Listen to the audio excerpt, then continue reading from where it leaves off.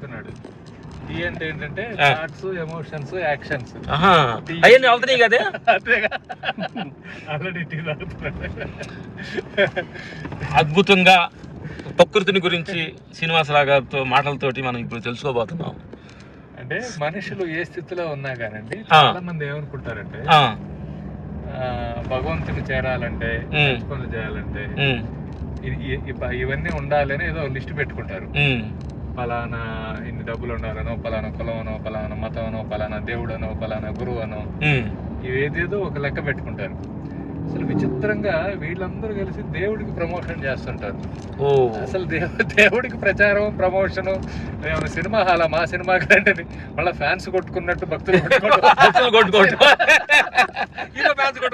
మా దేవుడు గొప్ప, మా హీరో గొప్ప, మా హీరో గొప్పలాగా మా దేవుడు గొప్ప అని, మా గురువు గొప్ప, మీ గురువు గొప్ప, ఏ గురువు గొప్ప అని అడగటం. అసలు ఇవన్నీ ఏంటంటే చాలా చాలా అతి సాధారణ స్థాయి ఆలోచన అండి. అంటే మనిషి స్థాయి రాని వాళ్ళు చేసే ఆలోచన అది. మనిషి స్థాయి రాని వాళ్ళు చేసే ఆలోచన అది. భగవంతుడి దృష్టి, భగవంతుడితో సంపర్కం ఎలా ఉంటదంటే, ఎవరు ఎక్కడున్నా భగవంతుడితో సంపర్కం ఏర్పరచుకోవచ్చు. ఏ స్థితిలో ఉండా. మీకు ఒక ఉదాహరణ, మురికి కాలువలో పారే మురికి నీరైనా, నదుల్లో పారే మంచి నీళ్ళైనా, సముద్రంలో ఉన్న ఉప్పు నీళ్ళైనా, ఏ నీళ్ళైనా సూర్యుడితో సంపర్కంతో ఆవిరైపోయి మేఘాలుగా మారి స్వచ్ఛమైన నీరుగా భూమి మీద వర్షించి జీవరాశి మనుగడకు ఉపయోగపడతాయి. అలా ఎవరు ఏ స్థాయిలో ఉన్నా భగవంతుడితో సంపర్కంతో స్వచ్ఛంగా మారి మిగిలిన జీవరాశి అందరికీ ఉపయోగపడగలిగే వాళ్ళుగా మారచ్చు. అద్భుతమైన ఫిలాసఫీ చెప్పారు. అంతకన్నా దైవతత్వం ఏముంటది? అంతకంటే దైవతత్వం లేదు. అంతే, నువ్వు ఏ స్థితిలో ఉండా దాన్ని మన తామర పువ్వు ఈ మట్టి మురుగుడు దానిలో ఉండి కూడా అద్భుతమైన పువ్వు పోస్తుందనే ఉదాహరణ చెప్పినట్టుగా, ఇది నువ్వు ఏ స్థితిగతిలో ఉన్నా వెళ్ళి దేవుడి దగ్గరికి వెళ్ళి మంచి భావనతోటి ప్రపంచాన్ని ఉపయోగకరంగా ఉండాలి అనే సత్యాన్ని ఈ రోజు శ్రీనివాసరావు గారు చెప్పారు. ఉన్న స్థితి నుంచి ఉన్నత స్థితిగా మారాలంటే ఏ స్థితిలో ఉన్నా భగవంతుడితో సంపర్కంతో, అంటే మనిషి జన్మ ఏది సాధించడానికైనా అవకాశం ఉన్న గ్రేటెస్ట్ టూల్. దాన్ని జంతువుల స్థాయికి దిగజార్చాం మనం. అంటే జంతువుకి మనిషికి తేడా, మనిషికి చాలా లక్షణాలు కామన్. నిద్ర, ఆహారం, సెక్స్, పిల్లలు, సంసారం, ఇవన్నీ కామన్. మిగిలిన వాటికి లేనిది మనకున్నది ఏంటంటే ఆలోచన. అవి ఒక రకంగా అదృష్టం, అంతటితో ఆలోచించి అయిపోతుంది.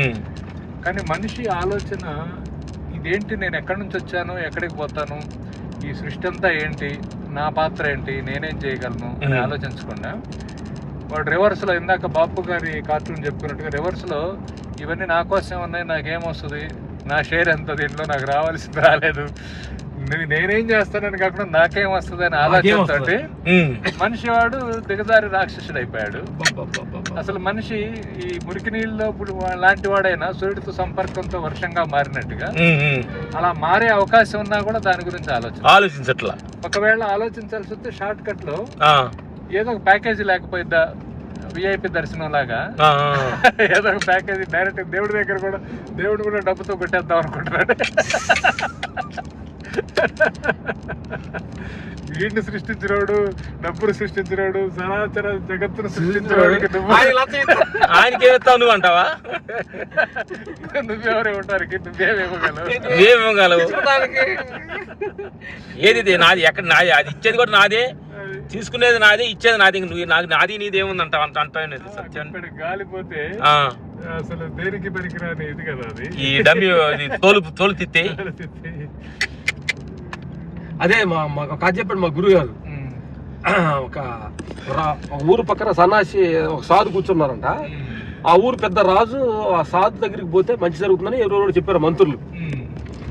సరే, నా ఊరు బాగు కోసం, దేశం బాగు కోసం వెళ్ళాలని అని చెప్పి వెళ్ళాడు ఆ సాధు దగ్గరికి. ఆ రాజు వెళ్ళి పొంగల పెరట్లేదో పనులు చేసుకున్నాడు, కూర్చున్నాడు. కూర్చున్న కిరీటంతో వెళ్ళాడు. ఎప్పుడు కిరీటం తీయడు కదా రాజు, బయటకు వెళ్తాడు కిరీటంతో వెళ్ళాడు. అప్పుడు నువ్వు అనుకున్నది జరగాలంటే నీ మొత్తం తల వంచి నా కాళ్ళ దగ్గర పెడితే నేను నీకు బొట్టినలతో నీకు ఆశీర్వదిస్తానంట. అప్పుడు రాజుకి అప్పుడు కోపం వచ్చిందంట. ఇదేంటి, నేనేంటి సార్, అసలు నాదేంటి, రాజు ఏంటి, నేను పోయి నీ తల ఉంచడం ఏంటి, నువ్వు ఆశీర్వాదం ఏంటి, అసలు తల ఏంటి తెలుసా, నా తల అంటే ఏంటి తెలుసా, రాజు కిరీటం ఉంటే దానికి అందం కదా, నా తలకుండా ఏలిపించి నీ ఊరుకుంది ఇక్కడ. అని సీరియస్ అయిపోయి రాజుని చంపడానికి పెట్టించాడంట.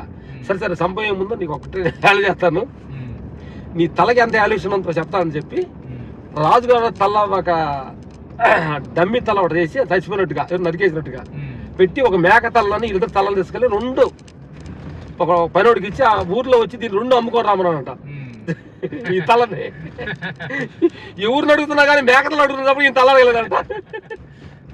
అప్పుడు వచ్చిన తర్వాత అది చెప్పాడు, నీ తల నీ ముఖం నువ్వు అంతా కూడా నీ లోపల ఎనర్జీ ఉన్నప్పుడే నీ తల తలకి వాల్యుయేషన్ గాలి గుప్పిడి